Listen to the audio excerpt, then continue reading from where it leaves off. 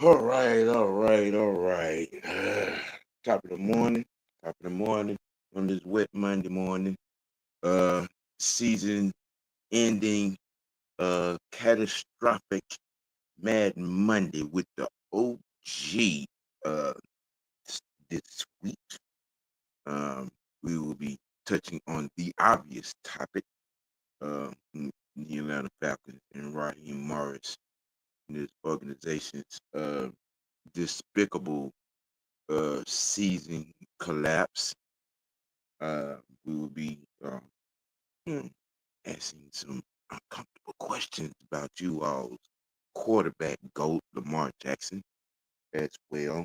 We will be getting into the player leadership on this team, or the lack thereof, as well, involving the Atlanta Falcons. We will also be touching on the uh let's see, what is it? What's the word I want to use?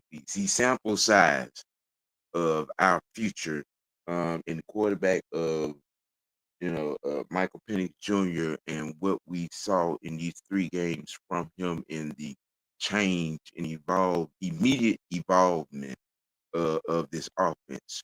These are things as well, that we're going to get into this morning.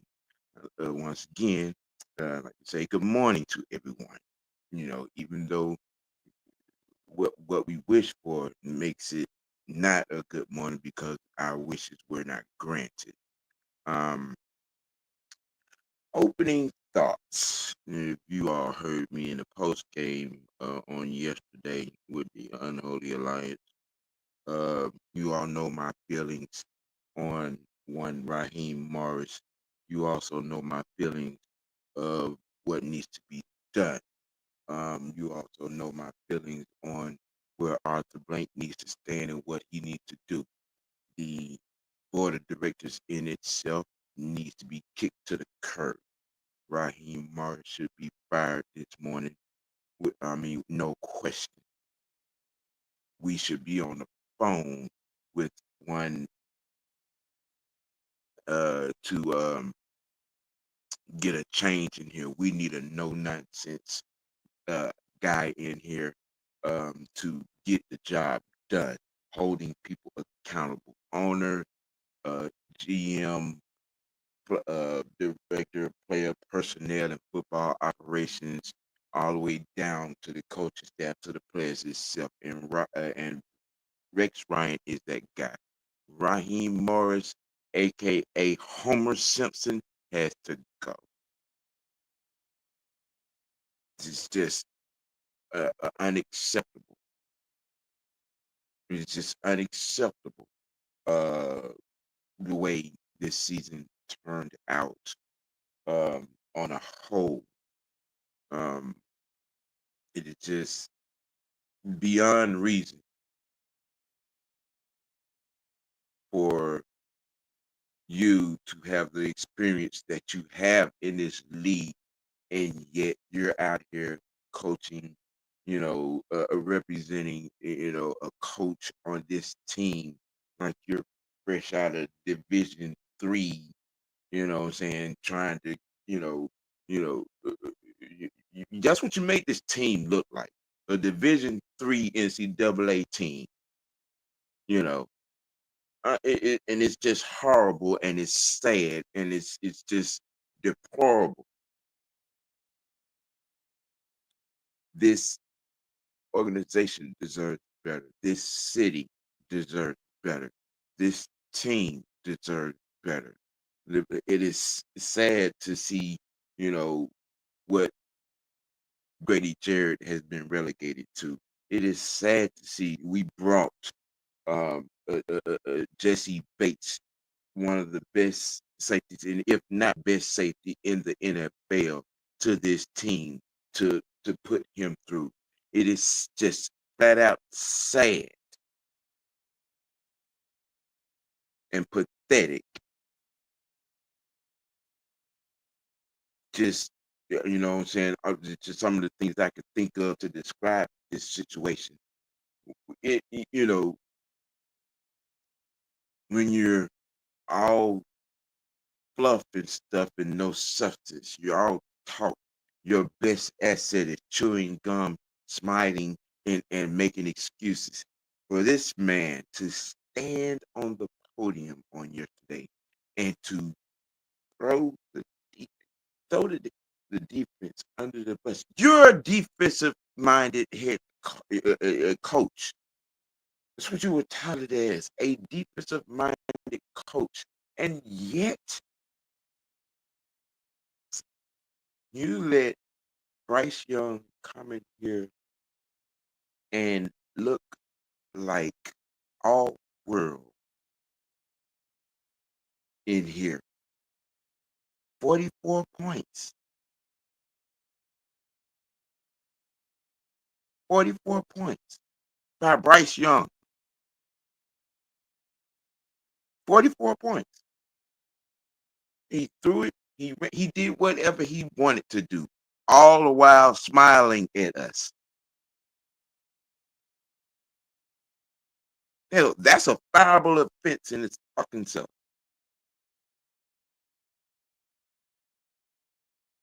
There is no excuse. There is no explaining.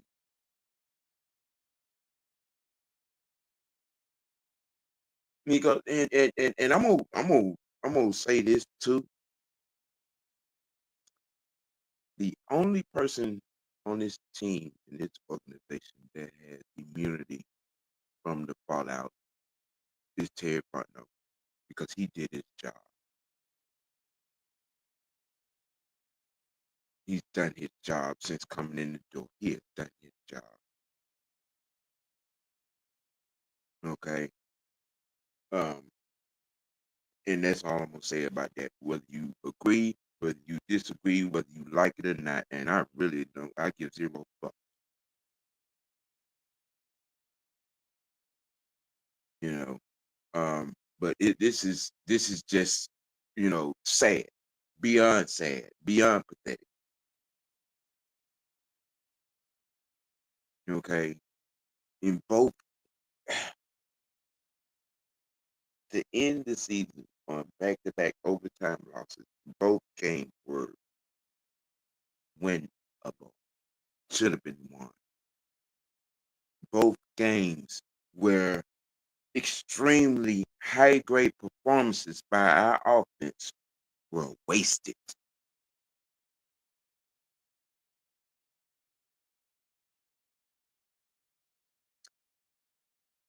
We set marks on yesterday. Penix threw for over 40 yards. You know, Drake had almost 190 yards receiving. You know that Bijan ran for over 150, and we lost. And we lost. And there's just there's no explanation for it. None. What's going on, everybody? What's happening, Mucho? I mean, to let Bryce Young come in here and look like the MVP of the league, 44 points, and you gonna stand on the podium and say, "Well, the defense that was played was unacceptable." Yeah. Um, Duh. and you're standing there like you're not an accessory to that. You're not an accomplice to that. Are you serious? I mean, but overall, that's just my opening, thoughts on everything. I want to say good morning to everyone. Georgia, Texas boy. Uh, good morning, Sonya. How you doing? ATL Leo, what's happening? You know what I'm What's saying? happening? What's going on? Um, this is just I'm almost at a loss for words for this situation. Um, because you it is hard to see. Look, Michael Penix, the offense did nothing but got better and better each game with him. I said on Friday before this game, and I because I knew the offense was going to have to win the game. I knew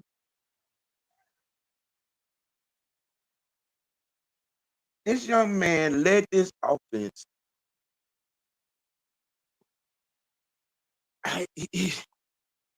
over 430 yards passing. Mm. We ran the ball for what 200, two something. Drake had almost 200 yards receiving by a damn self.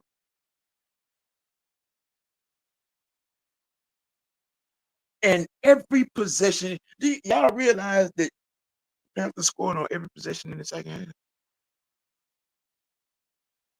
Yep. Every possession. That's coaching, ladies and gentlemen.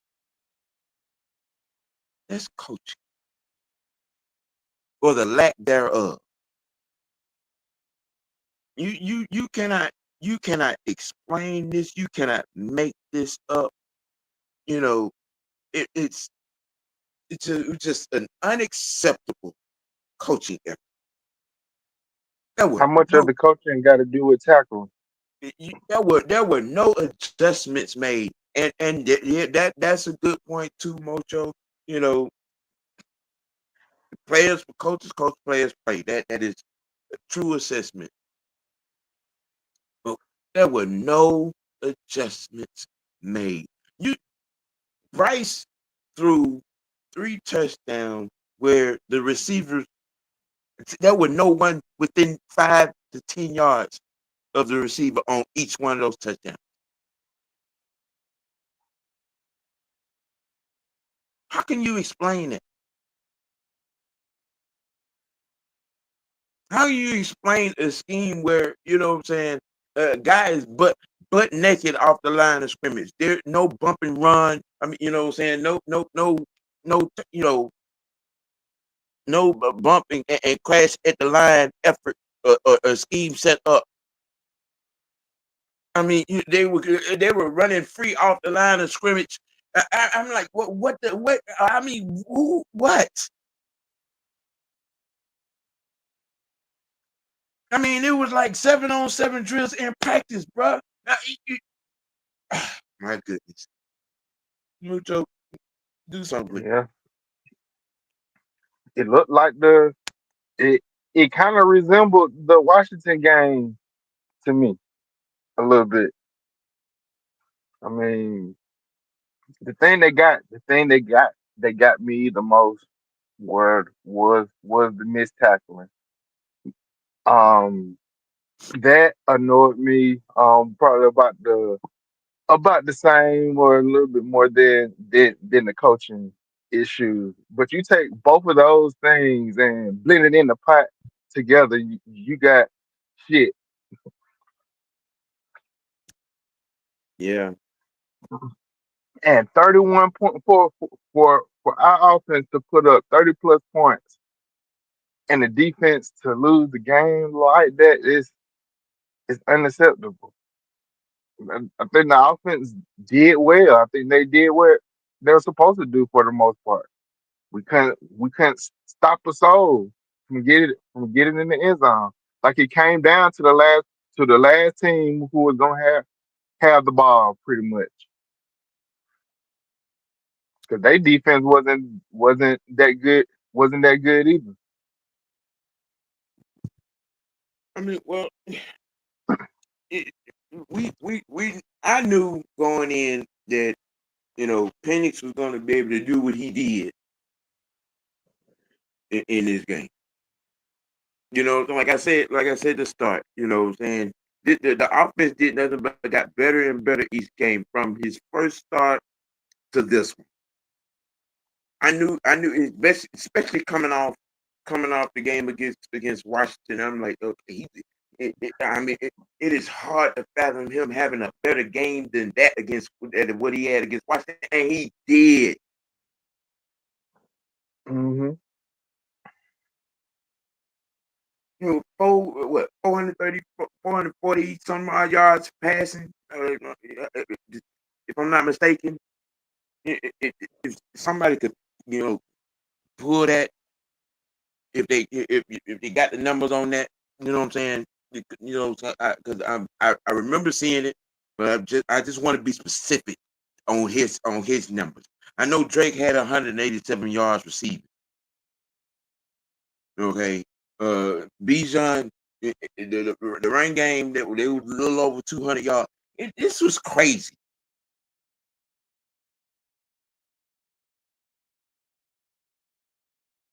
This was crazy for these efforts to go for naught. To go for naught. It's crazy. There is you just to lose again in the very same fashion, back to back weeks in overtime. You know what I'm saying? And I saw somewhere where I think it was on Facebook. I saw somewhere where somebody said that Raheem didn't want to win because he chose not to go for two.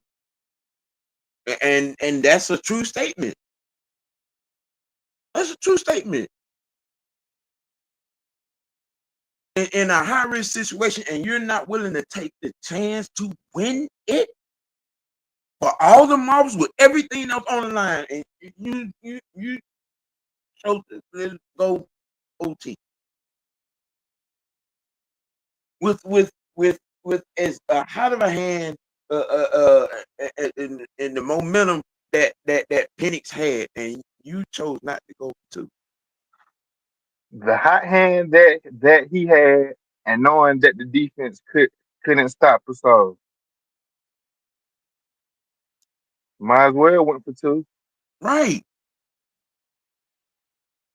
It's just crazy. And it looks like Penix had three. He threw for 312. Yeah, yeah. 21 for 38 and passed for 312 yards and two touchdowns and one interception. And it's case out that you're absolutely right. You're absolutely right. That's how when your offense when your offense puts up 38 points and you still lose. Yeah, that's how you divide a locker room. That's how you divide a locker room. And which also, you know what I'm saying, brings me, you know what I'm saying, to, you know, this point in this thought. Let me put this up. You know what I'm saying? You know, player leadership lacking as well is a problem. I mean, when you yourself, yeah, you can say the standard things that you're gonna, press, you know, press conference, uh, you know, PR crap. Nah, man. When you know how good, I mean, the talent on this team, and we talked about this on yesterday. You know, that's with with Homer Simpson getting up on the microphone and throwing the defense up under the bus with you, and you're not holding yourself accountable. You said defense. I'm wondering why there were no defensive guys, leaders on the defense side of the ball. Uh, you know, hey, throwing, whether it coaching or whatever, the play calling, something, all this, yeah. I'm quite sure it left a bad taste in your mouth. But I mean, come on, is that as far as you gonna take it? And we out here playing, you know what I'm saying, 10 yards off the line of scrimmage. These guys getting a free release on, on 21 points and 3 touchdowns that Bryce threw. Those receivers got a free release off the damn line. Yeah, it was a one touchdown he threw. The guy was standing in the back of the end zone all by his damn self.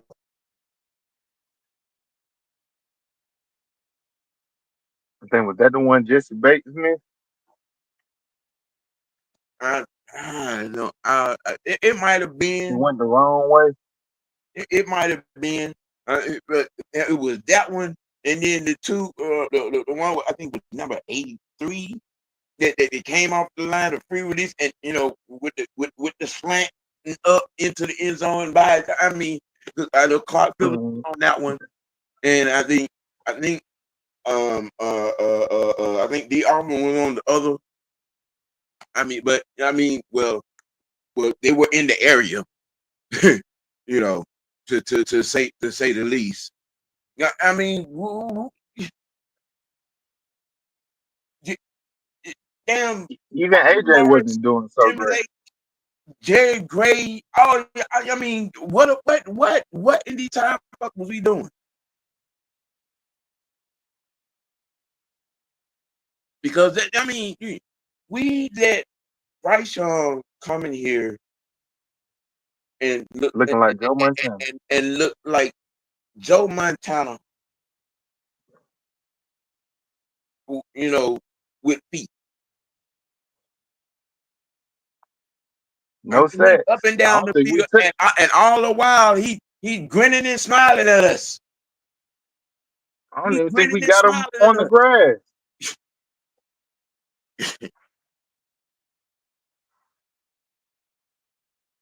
Okay, somebody said it was Justin Simmons' fault on the touchdown that I was talking about with the guy in the back of the end zone.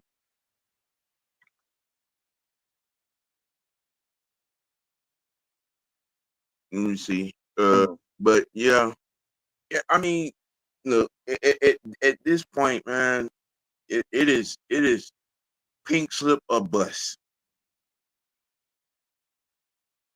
You know, I mean, because it is the the unaccountable defensive reality, as it were, on its face value, right there is the and only reason why Raheem Morris should not have a job this morning.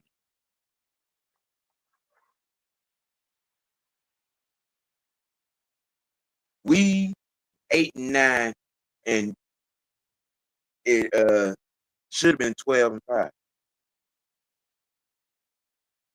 Easy, That's crazy. easy, easy.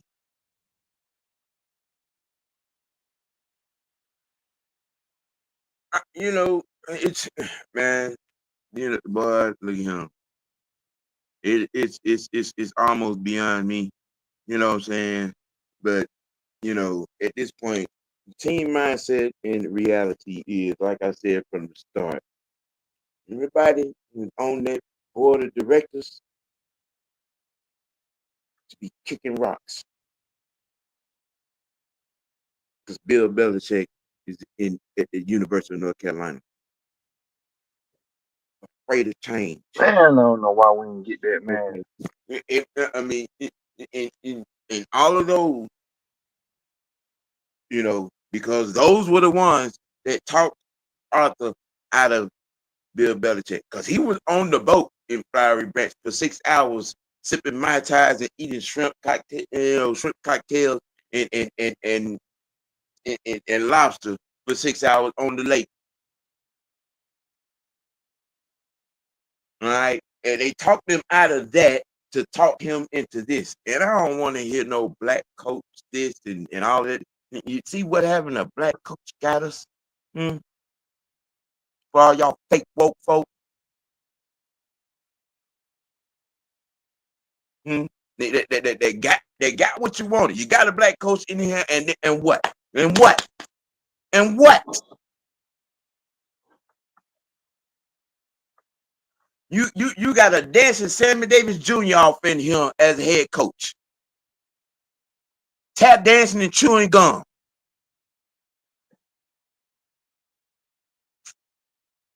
We need a real coach. We need real coaches with real high end demands of the no nonsense. Be able to hold people accountable, hold the owner accountable, hold the front office accountable, hold the players accountable, hold themselves accountable. And the person that was that is at the University of North Carolina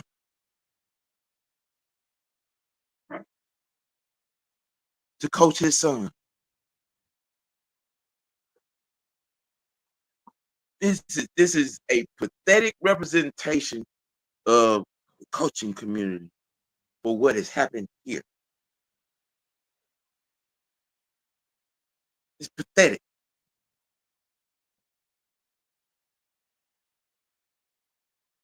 And that right there, that's why I say afraid of change.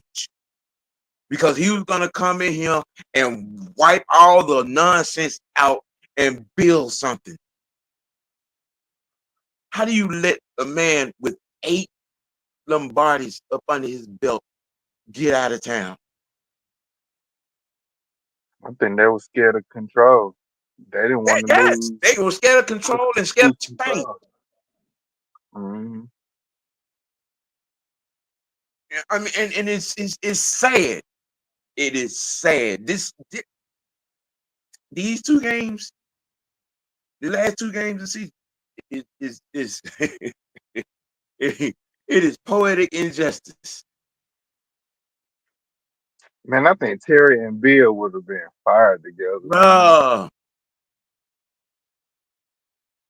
with the scouting ability that Terry has, Hmm. along with being able to crunch numbers and make shit happen from that aspect, and you add a Bill Belichick to that, okay, all right. I actually think Bill would have been lenient. I know they were talking about he would have wanted full control over the picks and stuff like that, but I think he would have. I think they would have worked together on that part. Oh yeah, most definitely. I mean, man, this is beyond reason. And look, and there's nothing wrong with that. Okay, I would have had no problem with him having total control. Him having total control, got him 6 chips up there in New England.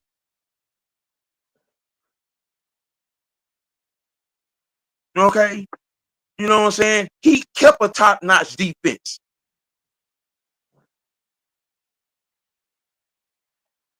And nobody I, knew their I, don't- name I, don't, I don't until understand he what did. people are afraid of. Not on being afraid of change, but you know what I'm saying? Being afraid of a guy that has the ability to make it happen. His resume speaks for itself. From his time in New York with Bill Parcells, who he was the one that discovered Lawrence Taylor. Okay, you know what I'm saying? I mean, to him becoming a head coach and all right, okay, y'all you keep being in denial, keep making excuses as to how, why we can't make things happen because you don't want to take the risk. You don't want to put the things in place that's going to ensure. Yeah, you want to win at all costs, then you do what has to be done. You bring in who gets it done.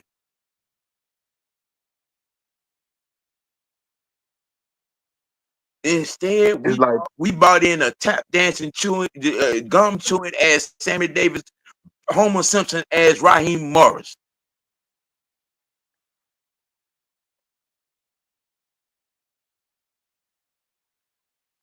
and that and you got a problem with that, fuck you,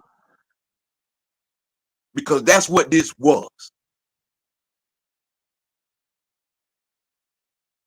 You don't want to hear shit else about making things apropos for the black head coach and this and black head guy. I don't want to hear that shit no more. Cry me a fucking river with that damn bullshit.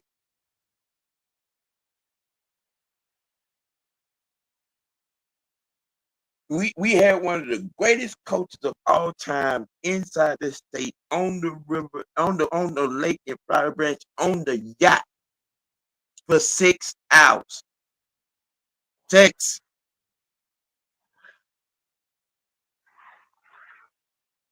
And it makes no sense.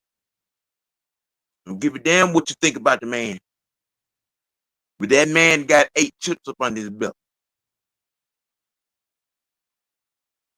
You want to win? You have that man here. There's no reason in hell why he should be in the University of North Carolina. None. because we wanted to draft the popular picks, and Bill wasn't gonna do that. Exactly. You're right now. You're right there. He got the picks to put together a monster here. He put the put the put. We would have had we would have had a Trenches. boy. Look, Yeah, we would have had backups for the backups. I mean, that. this is crazy, man. This is straight up crazy.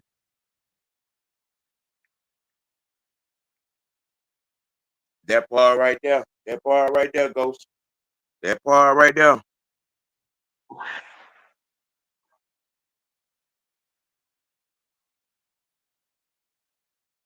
You That's another thing. Yeah, he would have known what to do with that boy Judon for sure. and that reason, engine number 9 hit the nail on the head. Them idiots, them fools up down the border. That's what they was afraid of. But they knew Bill Belichick and him, a lot of their ass would have been gone. The McKays, the Peoples, and all the rest of them. Every last one of them would have been out of here. Yep, that's what I'm saying. They were worried about losing control. Like that's what I meant by that. Yeah, they're afraid of their job. It's gonna be. They won't need so many of them. You know, 82 Monte Carlo. Brady could have never been considered that good had Seattle and Atlanta ran the ball. Probably why they did run in Washington last week, because up at the half and we came out firing passes. It's true. It's true. He probably wouldn't have even had a defensive coordinator. Mm. I would call my own defense. Hmm. It seems like the owners think they either don't want elderly coaches no more. They got to do the dues in a minority or higher player coaches. Just look around the league. But aren't the elderly coaches the ones that's winning? I mean, okay. The ones that's going to the playoffs? I mean, but hey, they,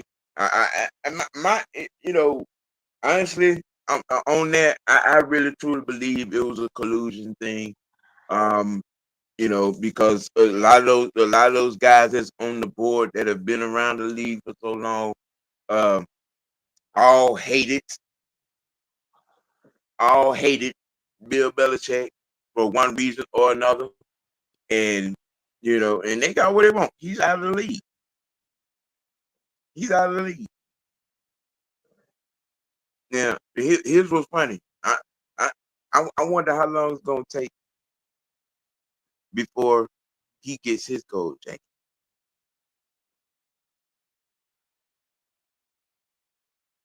That's what's gonna be interesting to me. How long is it gonna take before he get his gold jacket? Because we've seen them. We've seen how they done folks that they don't like that deserve their gold jackets. We've seen. I wonder how long it's gonna take for Bill to get his. Yeah, yeah.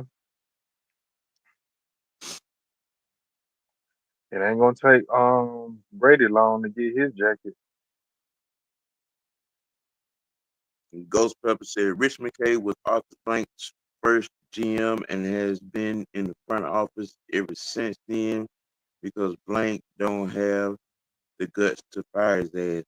And you're right there. And you're right. I mean, that's a growing and obvious sentiment. We he's been instrumental in the last four coaches, which have all crashed and burned. McKay, Rich McKay. You know what I'm saying? He's been instrumental in all four coaches that have come here and crashed and burned. Hey, Auntie, and you're right. It is a hot mess. This situation is a hot mess. Judge Texas Boy said Detroit, Minnesota, Philly, Washington, Green Bay, Rams, all first time coaches with their first team. Yeah, yeah, yeah. I mean, and okay, and I think I kind of understand where you're trying to go with that. Let me see if I can get that right, because now outside of Bill, now if we would have actually went that route, or you know what I mean, which we didn't. There were some offensive and defensive mind that was on deck that we could have and should have, you know what I'm saying, you know, interviewed or hired, you know, um, and we could have and should have probably been a missed, of that list. I mean, but again, you know, Atlanta being Black Atlanta, we got the want to appease the fan base, want to entertain the fan man. Fuck entertainment.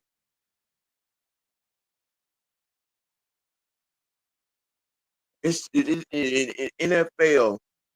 One of the greatest quotes said by a guy that actually worked here, Jerry Glanville. NFL stands for not for long when you make those kind of decisions. One of the greatest quotes ever. Not for long. And as long as we stay on this particular path, you keep. I mean, come on now. Look over there in Jerry's world, and nothing has gone right for them Cowboys since Jerry did what he did to Jimmy Johnson and Bill Parcells. Nothing has gone right. Cause why? Cause he keep hiring yes men.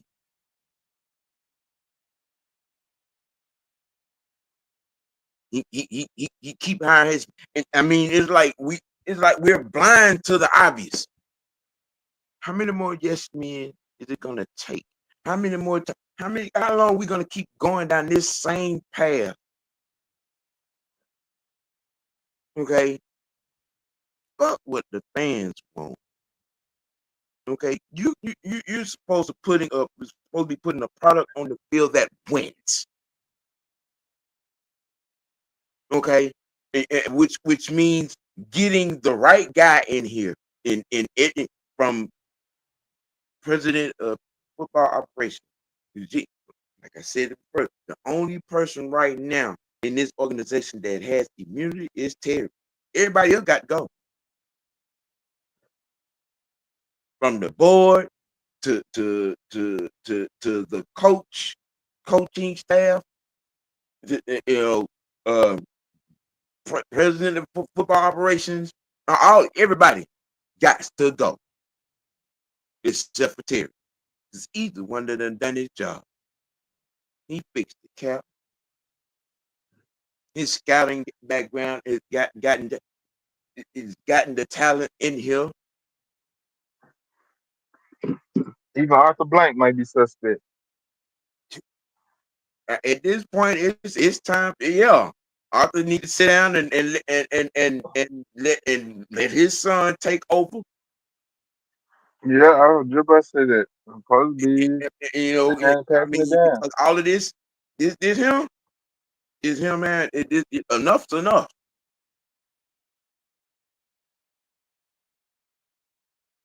You know, I mean, this is it's yeah. That's the thing. That is the thing. It's when you at this point now, I'm I don't think it's necessarily a hard decision. Um, there's probably going to be a restructure. You know what I'm saying? Involved because there's some there's some decisions that have to be made. Um, I don't necessarily think hard decisions as far as personnel is concerned. I mean, we're in a good situation as far as player personnel is concerned, but staff and coaching staff and front office, those are where that's where the decision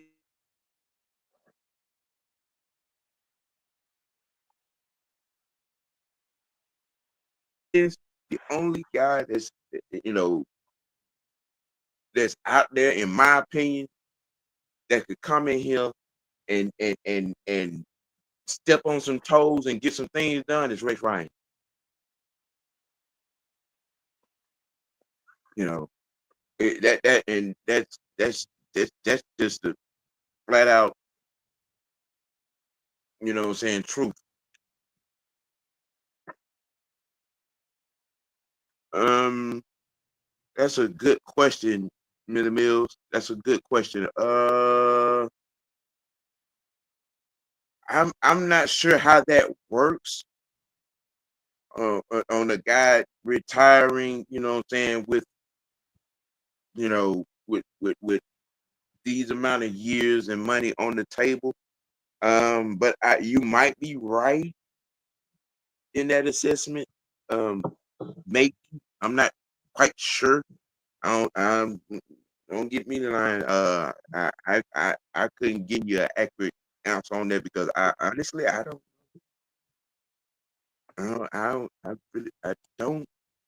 don't know. I know he's I gonna I get. heard yesterday. I heard yesterday the Browns thinking about getting Kirk.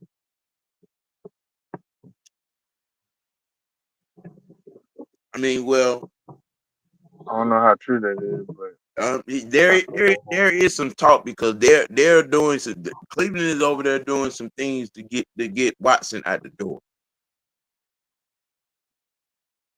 It's a whole lot of rumblings over there. You know what I'm saying?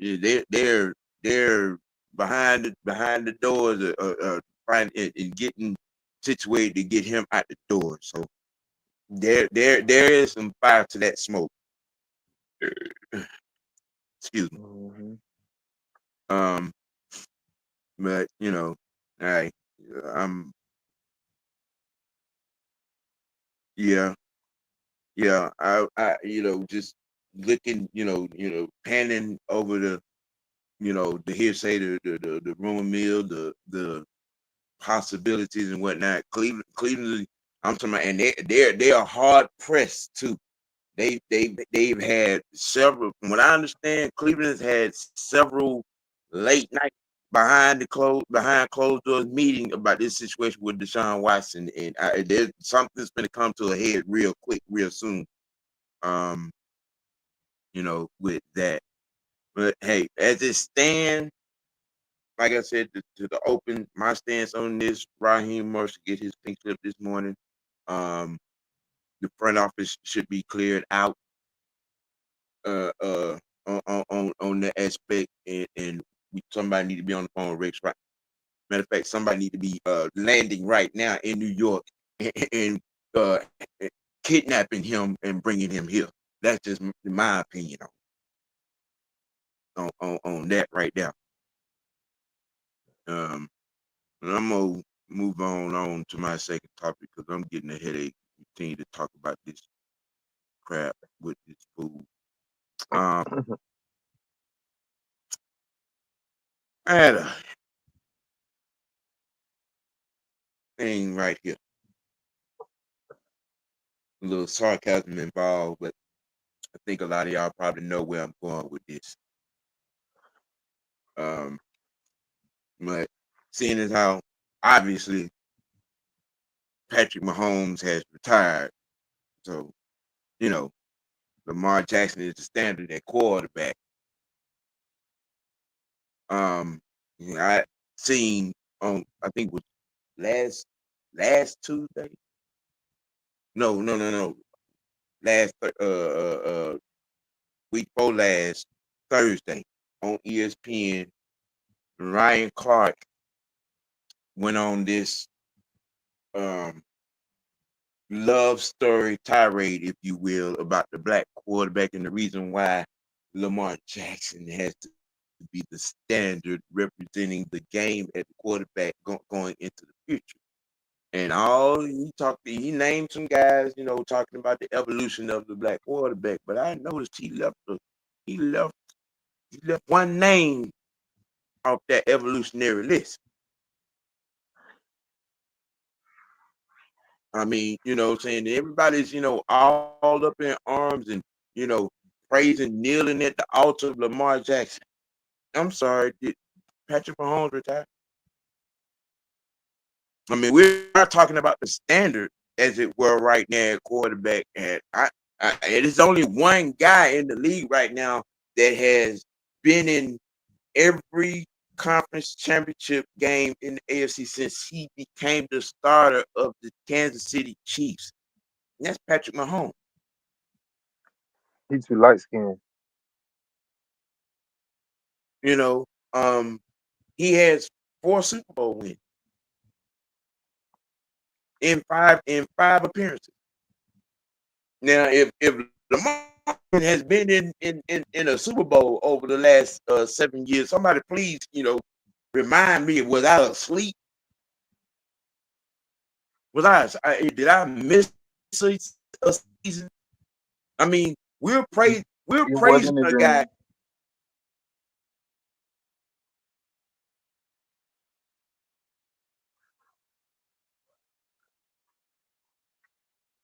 8 seasons. Let that sink in now. 20,000 passing yards in his 8 seasons. I mean, this is. I'm gonna tell you, Lamar Jackson is verifiably the James Harden of the NFL. I said that before. Yeah. Okay, I mean, people are taking this particular season and absolving him of his every defense. Sorry, every playoff failure up to this point. He's had three or four number one seeds and have lost at home in each and every last one of them. And that's funny. I mean, because when Kirk Cousins signed here, I mean, that was the first thing everybody was bitching on and complaining about his playoff record. This fan base in itself spent over a decade and a half talking shit about Matt Ryan's playoff record.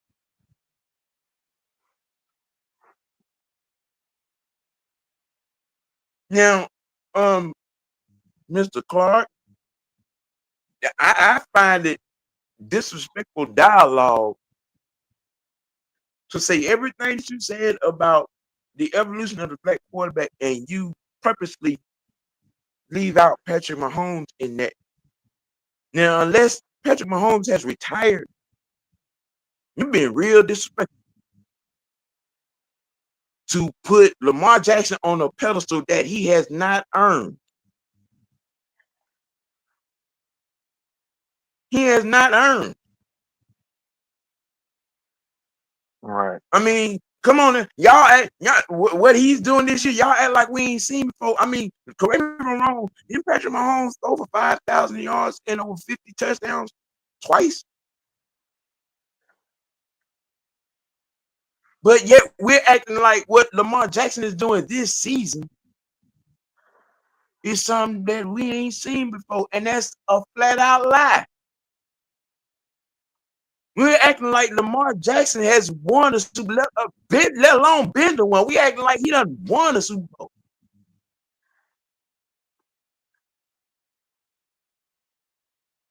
Now, that reminds me to ask a question. Well, one Super Bowl visit or victory guarantees Lamar Jackson as the GOAT? Does it? Hell no. Does it? Nope.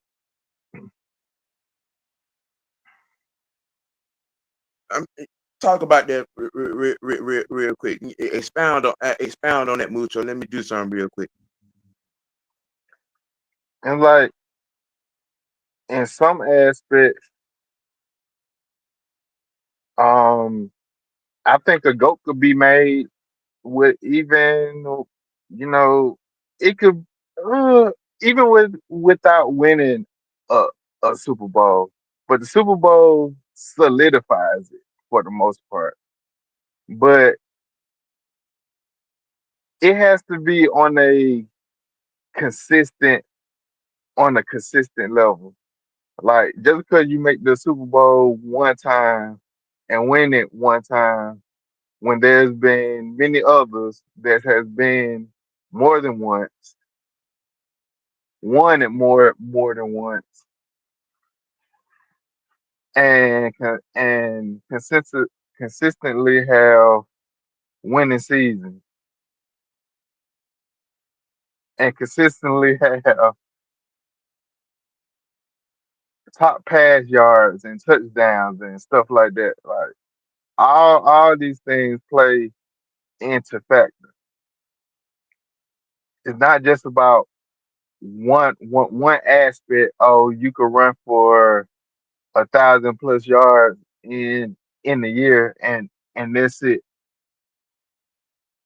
I mean, well, you do know, what I'm saying, they crowned him as such, what I'm saying, by surpassing Michael Vick, which I don't think that there's nothing really to stand on as the quarterback sector, but I digress.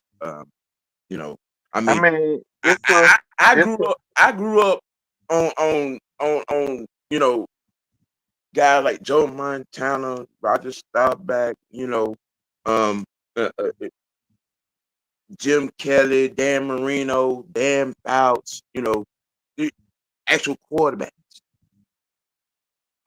guys that, mhm. that got gold jackets that consistently threw for over 4,000 yards and 30, that those things.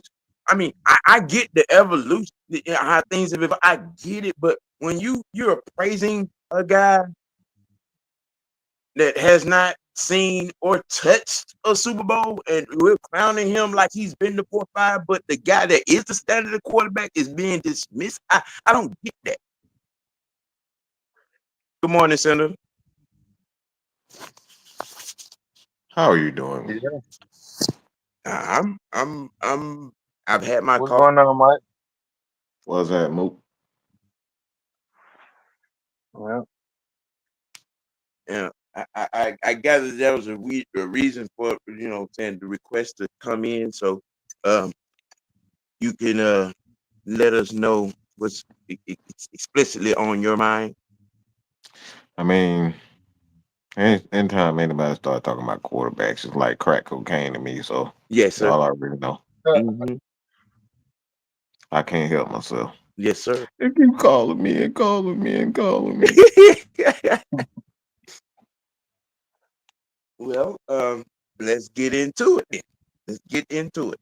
Which aspect of that part of this conversation is you're gonna, blow the winds off the doors? Well, I'm kind of brutally honest when it comes to quarterbacks. Yep. Like I'm not easily impressed like most people because I actually do insane amount of research. If everybody actually knew how much research I do on quarterbacks, they would, you know, they would take my word for it. Hmm. I'm probably the most unqualified qualified quarterback that would not play and play the game. Uh, One thing I say about this particular guy is that the only good thing about his game that I personally see is that he is a great improviser, and that's about it. When you ask him not to do too much, he's the perfect quarterback. Perfect. Right. That's the best part of his game is improvising and not asking him to do. When you ask him to go to A, point B, point C, he's a perfect quarterback for you. When you ask him to think, make the necessary audibles, the changes, um, have a plan, a backup plan to that particular play, going from play to play, and giving him two, three plays in one sitting, he's not that type of quarterback. And this is when you look at Lamar, you can't overload him with information because, like I said, he's a point A, point B type of quarterback. That's what you want. That's what you get. You're getting a perfect. You getting a perfect quarterback. But if you asking him to actually be a real quarterback, and I mean a real quarterback, and this guy that takes control over every aspect of the offense, every aspect, including the play calling. Lamar doesn't take care. He doesn't call his own plays. Okay, he doesn't call his own plays. He's not one of quarterback that you give two, three plays in one like a Kirk Cousins, like a guy like what I'm seeing, and it's incredible even watching it. But with Michael Penix, you give him two plays, he knows exactly what to do with those two plays because it's like, for instance, if you come in the red zone, you know you got two plays to play with, and I saw this uh this this actually this past game where he took a throw that he missed with Drake London on Mm. the sideline. And went He missed him on the back of the end zone. And not only did he give him the next play, but he went right back to the same thing. Like these are the types of things you don't see from a young quarterback. You don't even see from a quarterback. That's like if you give him a play, he's gonna go right back to the same thing.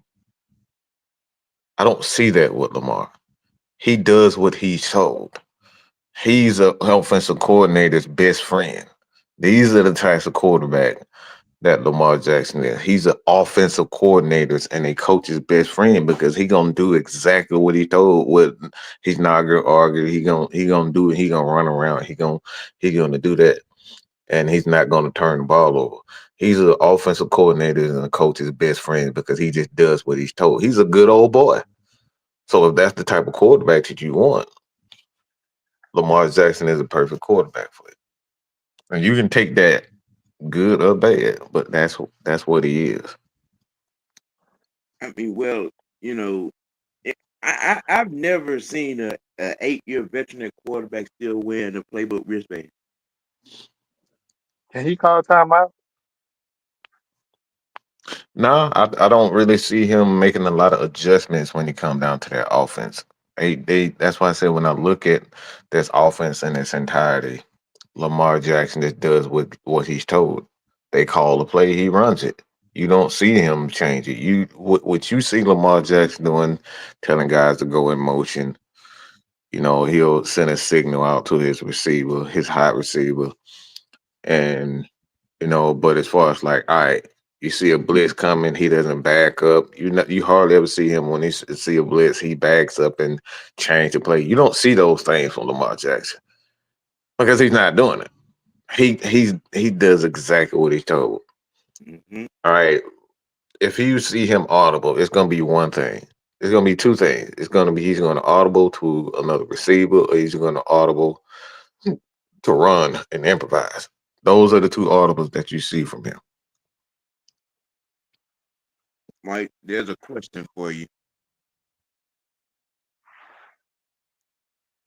Is, is MPJ showing Joe Burrow type shit, or is he? Am I tripping? That's what Millie Mills want to know. Showing Drew. I mean, he's the most. Uh, what I'm saying from him is elite type of processing from a young quarterback. Like those are the thing when you talk about elite processing, throwing elite processing from a quarterback. What you thinking about mostly is the anticipation with the throws that comes out before wide receivers are out of their breaks. Those are the things that are elite when you talk about quarterback play. Those things aren't something that you do on any level consistency. Like those are things that you're born with. Like a quarterback doing those types of things in year one, like that's damn near impossible for a young guy.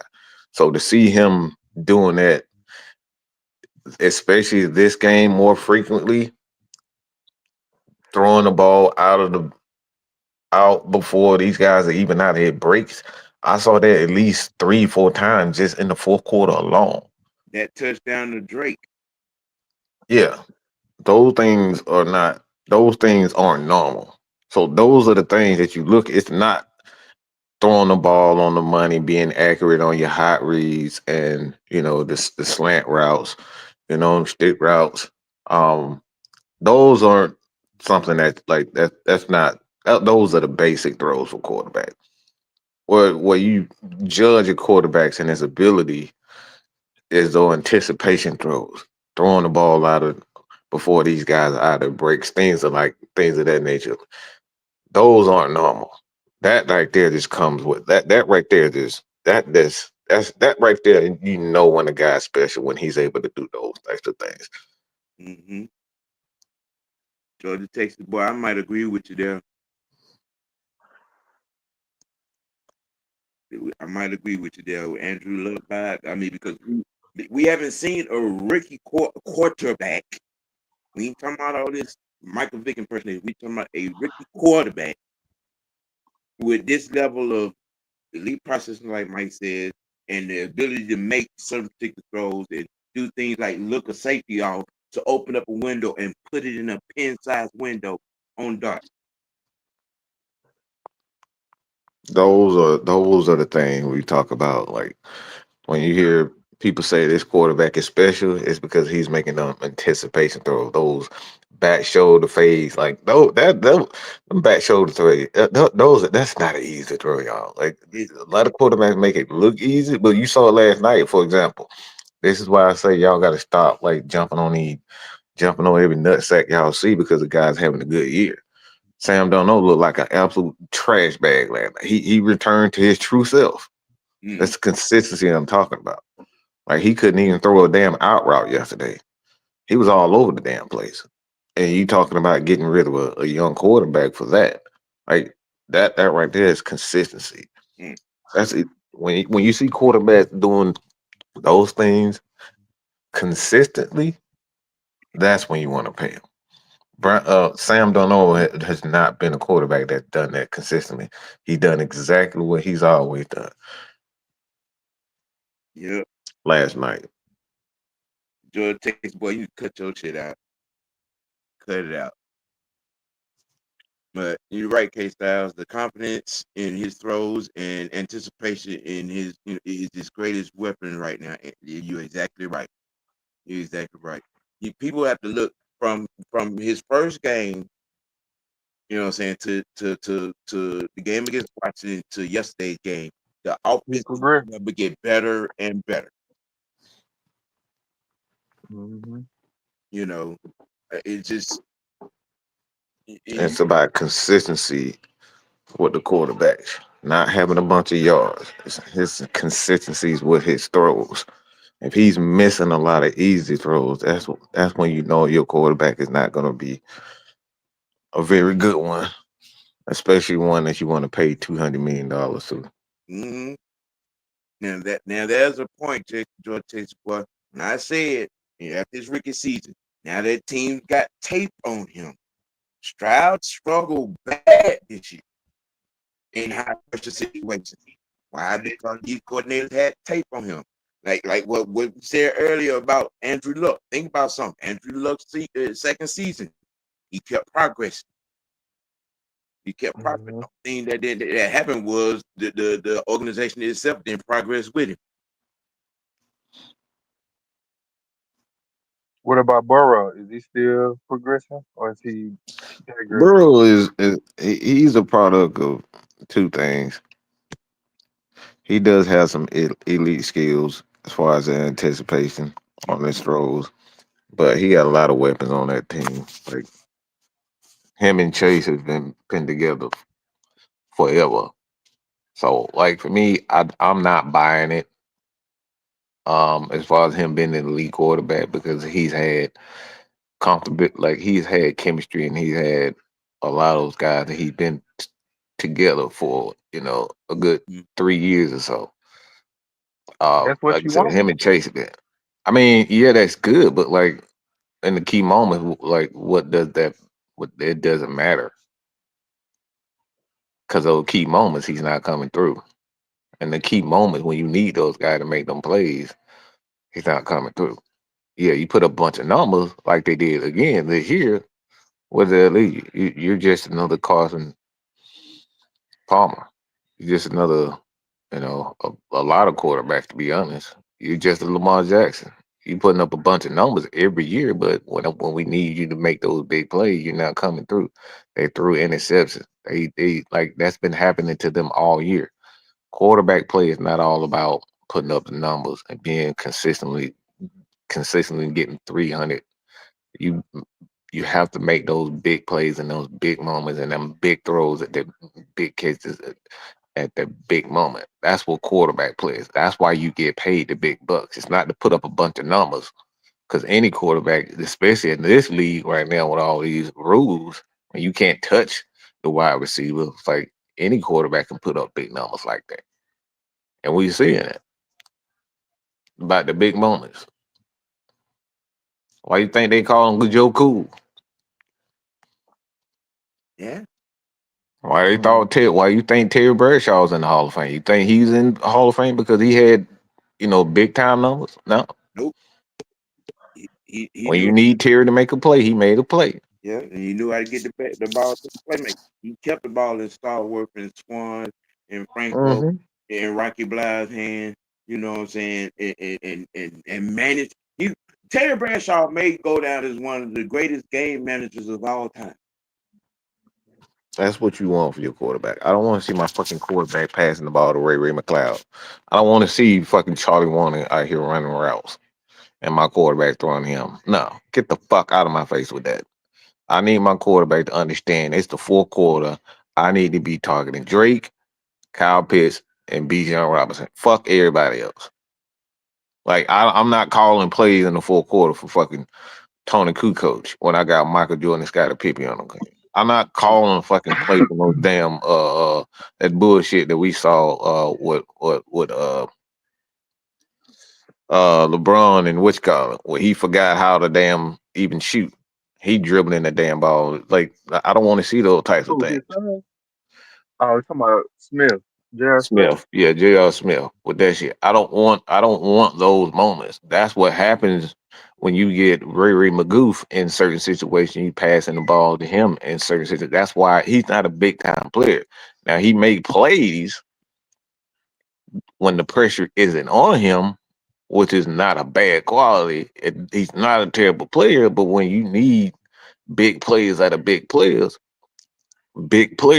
make big plays in big moments. And quarterbacks understand that they need to get the ball into those big players' hands. Yep. I don't want to see that. That's like for me. I thought we lost the game yesterday because we Tyler Algier looked good, but it was the wrong time to get Tyler Algier the ball. That was Bijan Robinson day. You see what I'm saying? Like that's Bijan Robinson. It was Bijan Robinson's day yesterday. So he need to be touching that bitch 50 times in that game. There was no reason to get nobody else the ball in that game yesterday. That's bad coaching. That's bad game management. Understand the moment of the game. This is what make great coaches. Yeah, That's Millie what Mills. make great quarterbacks. Yeah, Millie Mills. He said that. He did say he did that. He did say that. Man, look, somebody tell me when I'm lying. That dude goofy, bro. I don't I don't want that boy to that boy fumble and drop anything at the wrong time. He Yeah, got a talent for that. yeah, yeah.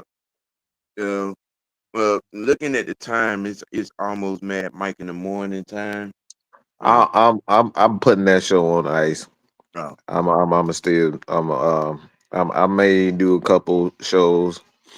Um that's why I want to come on here oh, and say that I might be putting that show on ice in the morning for the foreseeable future. If y'all want it, I'll do it. But I'm gonna put I'm that may just be an in season mm, thing since it's off season. But I'm still gonna be going live. I'm still gonna be doing some shows. The originators is still going, but I think I'm gonna put well, Mac in the morning on ice for the with season's said, that being said, special occasions.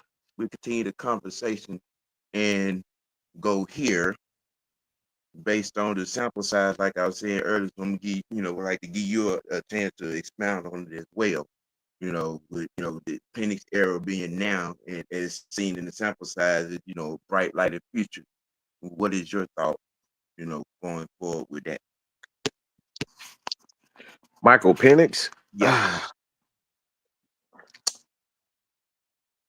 I think the Falcons are actually in a great position. I know a lot of people are upset about Kirk's money and the lack of picks, but when you got a quarterback like this, like that gives you more opportunity to find treasures at the end of the rainbow Mm-hmm. because you don't need a first round pick to get somebody to have chemistry with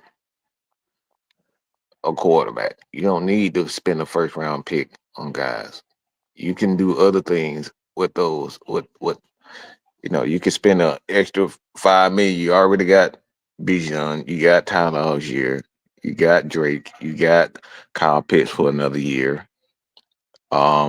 Ray McLeod, Rondell Moore, like those guys are gonna be free agents. So Falcons gonna have opportunity to bring in other players. And with a guy like that who can get the ball to him, and then you got Kirk Cousins that you could possibly trade, Falcons are actually in a better position than most people think because you got a quarterback. He as it stands now, what I've seen, he looks like he can manage the ball game. And the thing is, I think the best part about this with Penix is that I don't think people understand how dangerous this offensive line is going to be with him and that pistol. Right. He's meant for that pistol. Everything about his game just screams pistol. Everything about this Falcons offense screams pistol. You got a great offensive line, and them dudes are monsters up front. Them some bullies. Them some Broad Street bullies right there. And then you got a quarterback that wants to get. Let me say it again. You got a quarterback that wants to get the ball out of his hands quickly Yep. and throw deep. Mm-hmm. That right there is that right there is that's unique in itself. when you got a quarterback that want to get the ball out of his hand, and the offensive lineman love when the quarterback get the ball out of his hand. Believe me, all right, they love it when the quarterback get the ball because they ain't got to stand there for 5 seconds and run. Fat dudes don't like running, man. Like Nope. they keep that real. At You all. know them big ass dudes don't like running. Look, they don't like running. Yeah. So if they don't have to run after these guys that running 4.4s and 4.3s at edge, bro, they happy. So you keep your offensive line happy and you keep them fed and you keep them guys being bullies. Believe me, they love you. So the Falcons are actually in a much better position as scouts than most teams because they know they got a quarterback that likes to get the ball out of hand. That right there what really main reason why Kirk Cousins was benched because he kept holding the ball on, holding it too long, and he couldn't run. He couldn't go anywhere. I saw like Michael Penix was very elusive in the pocket. He Yep. was extremely elusive in the pocket yesterday. So the Falcons are in a much better position than most people think they are. They can take some chances on defense now Mm-hmm. and going out and look for some guys. They don't have to spend a first round pick, which is the 15th pick, and I think that's a perfect position for them too. Yes. Yes. With this crop, with this talent of in multiple positions being what it is, we're gonna be in a we are in a good position to add something of value. What I'm saying, to this defense outside of a bona fide defensive coach, not someone masquerading as a defensive coach. Um, Going forward, this where we are with Penix, you can't help but to raise your eyebrows and get excited. What I'm saying, based on the sample size we've seen these 3 games. You know, and all they got to do is continue to put the talent and the right talent and the right pieces. What I'm saying, around him. You know, have backups for the backups on the offensive line. You know, uh, acquire the right type of tight ends, the right type of receivers that we talked about before, Mike. What I'm saying, going forward with him getting the a comparable receiver to help complement what he does as a quarterback. Um, but we saw I just a quick point out. Some of those like you were talking about that where that one touchdown was called back and he went right back to Drake on that. Um, Bro, that Mhm. right there is confidence. Like, nah, yeah, bro. See, the quarterback. See, why I'm so look. Like I tell you, I'm about to nut on myself watching Michael Penix because I'm probably one of the most unique people because I played quarterback, wide receiver, cornerback, and understanding that mindset as a receiver, I love when the ball come to me. mm-hmm, So these guys know that they gonna touch it. They know with Kirk Cousins. Like we didn't know if one game Mooney was gonna get targeted, Kyle Pitts was gonna get targeted, Drake was gonna. It was game that Drake. Like he's the best receiver on the team, and he wasn't even getting targeted a lot of times in five. Like he barely got targeted 3 times in the game with Kirk, and he had that happened like 2 or 3 times this year. yeah, That shouldn't happen as a receiver, as your clear number one receiver. That shouldn't happen if they're not shading you everywhere you go. If they're not doubling, tripling you everywhere you go, you should be getting targeted. You should He about should have been hit his thousand. like that. Like it was games. You out here calling plays for fucking Charlie Warner and Ray McLeod. But I see my quarterback. He don't give a damn who's open. He don't give a damn what the play is. He's going to make the decision to get the ball to that guy. And for him to go out of his way, you knew it was a different play. It was a Right. different play. But he didn't care. He went right. He went immediately back to his play. He went immediately to his hot guy. Those are the things you talk about quarterbacks IQ that can't be taught like that right there. That can't be taught. when you know Drake is on, he's on his game. Mm-hmm. Drake had a hell of a game because Mike kept feeding him. He understood the assignment. That right there, quarterback play you can't teach. Right, he understands when guys are hot. Yeah, He gonna keep feeding it. that was. I was just like, wow. You know what I'm saying? Watch it, because I'm like, damn, that's some that's some shit I do on Madden. Go back to it. Mm-hmm. He went Yep. right back to that call Mm-hmm. same spot. Uh-huh. You know, uh, Even when Drake had two drop passes. yep. Uh-huh. You know, and again, it's something else. I keep harping on his pocket presence and awareness and his footwork is that shit is rare for a rookie quarterback. It is Yeah. rare. Okay. And the way he was moving in the pocket, sliding one step, two steps, or moving as well, the pocket was shifting. I'm like, is anybody else seeing this shit? Hmm. You know, he was making life easy for the offensive line. It just, you know, I mean, I think we might have had maybe what, two holding penalties for the game. Mm-hmm. Because That he had the that's ability because to your get out of quarterback pocket too. has pocket awareness. You don't put your offensive lineman at a disadvantage moving unnecessarily. He has no wasted movements. And I don't think people understand that. You know, his pocket awareness to, all right, I'm gonna shift over here while I'm okay. All right, boom, boom. You know what I'm saying? You can't buy that, man. You can't make that up from what this young man. You know, like I keep saying, in this sample size of these 3 games, we have seen veteran quarterback like things from this young man.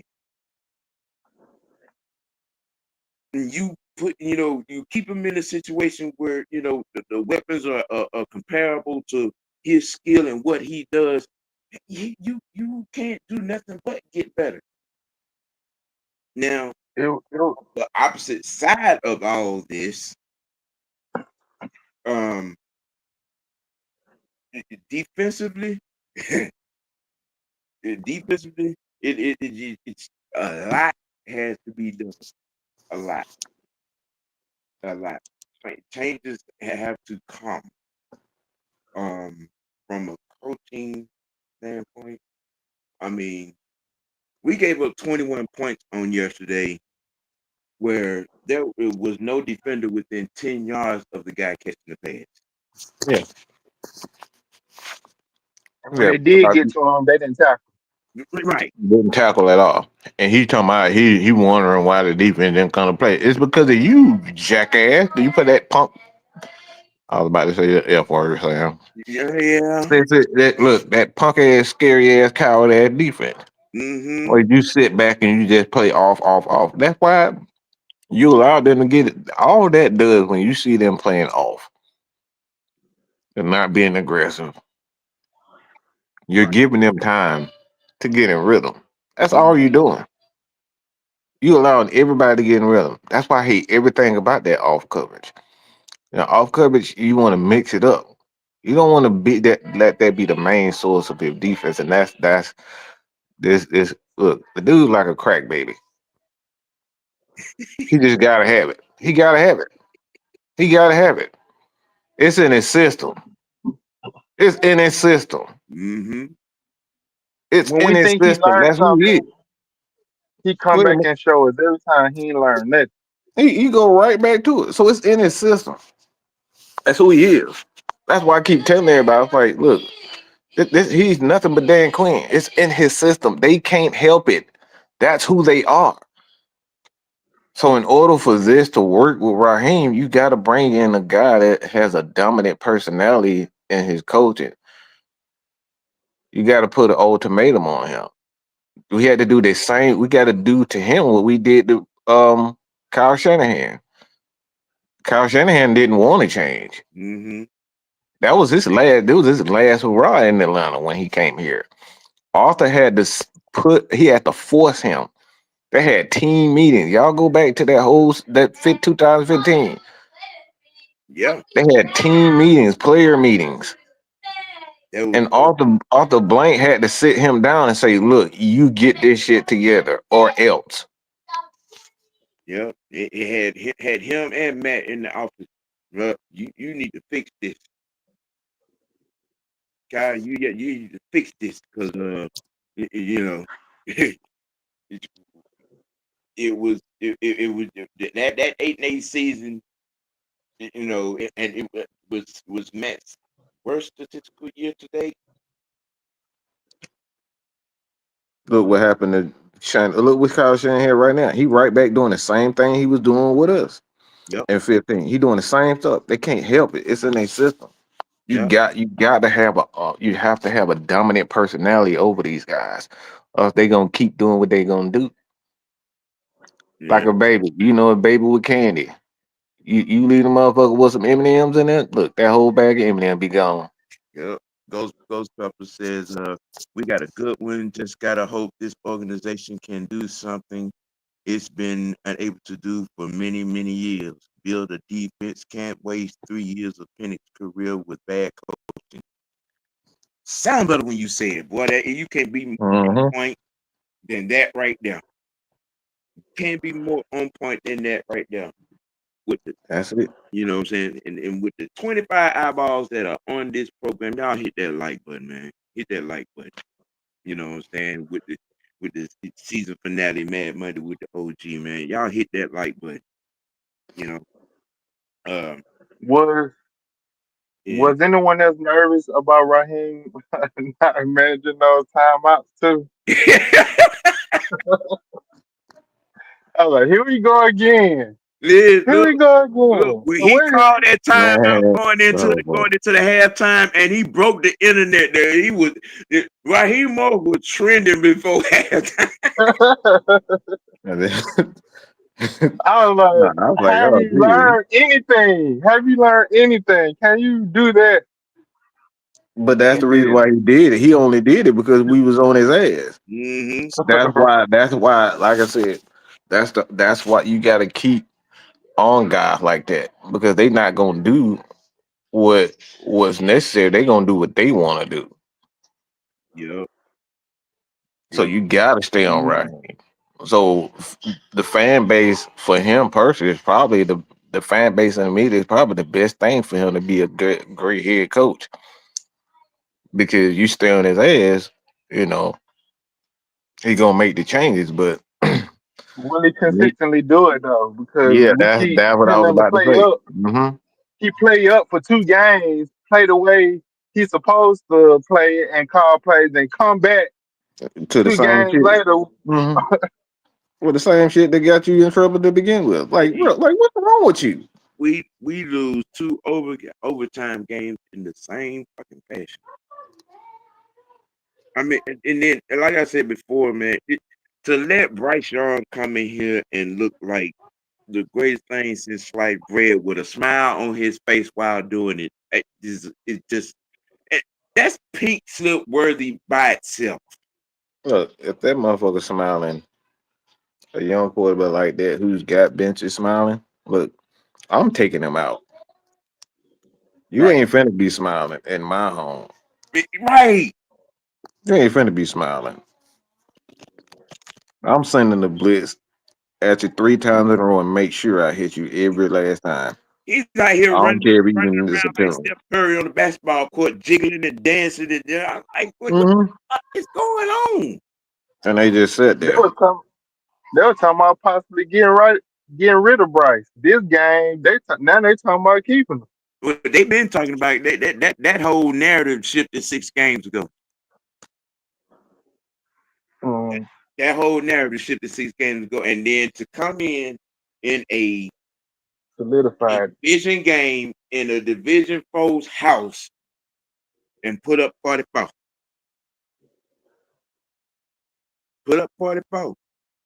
I'm just I, you you Yeah, it's embarrassing. it's embarrassing. It's pathetic. It's just uh, well, The good, the bad, and the dirty birds. Mm. Well, we obviously know what the good was, and that was Michael Penix and his offense. It's obvious what the bad was, and it's Raheem Morris and his defense.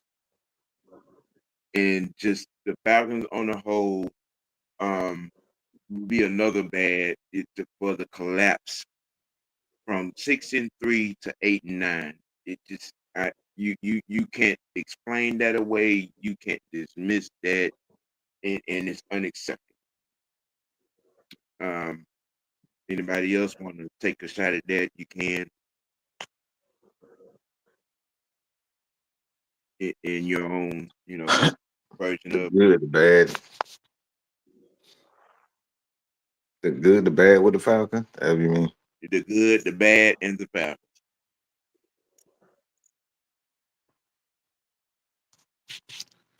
I I mean, I pretty much agree. I mean, the good was Michael Penix and the offense. I mean, heck, we put up 38 points. I mean, how much more can you ask for your offense? Mm-hmm. The bad, well, yeah, the bad was most definitely the defense. We gave up 40 plus points. 44. I mean, yeah, hmm that's the bad. Yeah. And pretty much that's the Falcons. That's what we been almost for the it feel like the most part of the season. Yeah. Mhm. When we keep saying the same things over and over again, it's a it's a we see different, we see good, we see bad, and then we see just downright ugly. That just tells me that the coaching is more fixated on their scheme than they are actually coaching in itself. The Falcons have had games where they look dominant. Falcons have games where they look okay, and then they look like they don't even belong in the NFL. Yesterday that was that's what I'm talking about. Yesterday it looked like they had no business even being in the NFL. Bryce Young was just sitting back there, just ordering him a ham sandwich and every damn thing. Running like we talking about a guy. It's like 12, 15 yards out. This dude went 12, 15 yards, ran into the end zone untouched. Yeah. And we talking about the coach. This nigga had the nerve to say, the audacity, the mitigated gall to sit up here and state his team didn't come to play. Well, they didn't come to play because you got them out here fucking hula hooping in the damn secondary. Ain't nobody We trying to cover converted like them. a third and 24. Yes. It's because they just standing there. You got them playing deep. These guys, it's no aggression to that team at all.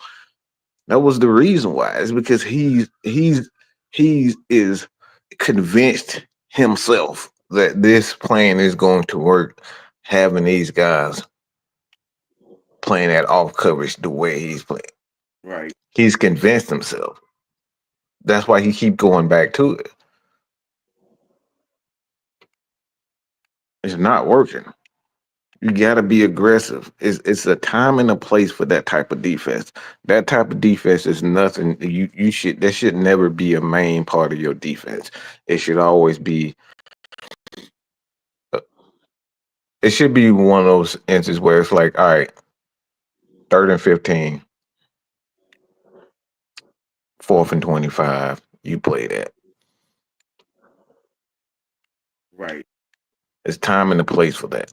But it should never be a main part of your defense. When it's a main part of your defense, people naturally get lax and timid. But when you constantly got people attacking and getting after it, You want them to be aggressive, but you got to have a healthy dose of it. It's way too much of that shit playing way off and soft. That is a fact. I don't care how much you think you got 300 pounders. 300 pounders ain't gonna change the fact that you still playing off and soft. That's what he's convinced himself. Oh, we got some real tough guys up front. Yeah, you do. And every last one of them is playing 15 yards off. Well, So what does that actually mean? Nothing. William Amy, you might have said something smart for the first time in several months, because that right there it was the bona fide fact on yesterday. Bona fide. That right there. And then it seemed like they quit even more. It seemed like they got the news that the Bucks won Hmm. at a point, and then it's like, well, whatever now. Yeah. That's the reason why Judon said, "Oh yeah, Jimmy Lake." Do that mic'd up. Go back and look at that mic up. That man was praising Jimmy Lake so bad. Yeah. Yep. He was screaming that man name. Mhm. Mm. Yeah. Come on, Yeah. that baby screaming. So we know who they really believe in. They don't believe in that punk ass coward defense. He's a coward. Raheem is a coward. That's his defensive style. Scary.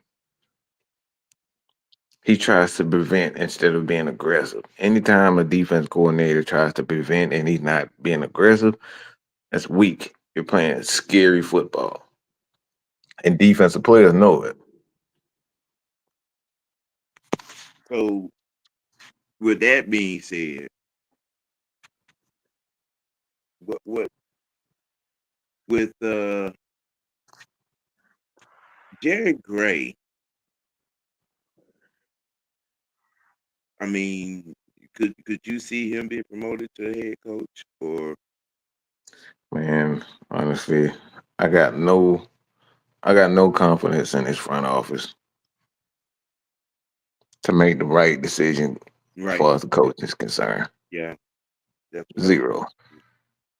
Because we still got that bald head motherfucker lurking in the back Yeah, saying that he's not in charge of football operations, but every move that we seem to make looks like a rich. seems to resemble.